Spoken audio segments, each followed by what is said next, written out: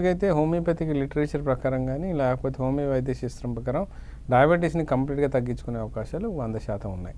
కాకపోతే it's depend on your doctor capacity అండి. అంటే మీకు ఆ కాన్స్టిట్యూషన్ థెరపీ ఇవ్వగలిగితే మీరు ఆ డయాబెటీస్ని కంప్లీట్గా మళ్ళీ రీమాడిఫై చేసుకునే అవకాశాలు ఎక్కువగా ఉన్నాయి. మేము 18 సంవత్సరాలు చూసిన కేసెస్లో 100లో ఒక 20 to 35% కేసెస్ లేదా 40% కేసెస్ డయాబెటీస్ని మళ్ళీ వితౌట్ ట్యాబ్లెట్ స్టేజ్కి మేము తీసుకురాగలిగాం.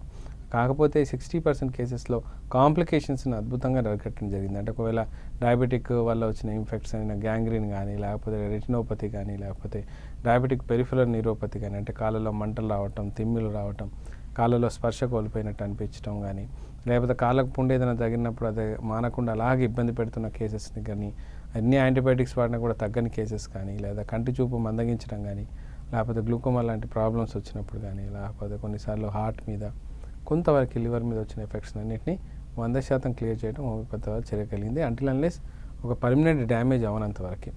కాకపోతే హోమియోపతి శాస్త్ర ప్రకారం పర్ఫెక్ట్గా పడినట్లయితే మాత్రం మళ్ళీ ప్యాంక్రియాస్ని ఇన్సులిన్ ప్రొడక్షన్లో మళ్ళీ తీసుకురాగలుగుతాం. ఆల్ఫా బీటా కణాలను కూడా యాక్టివేట్ చేయగలుగుతాం అండి.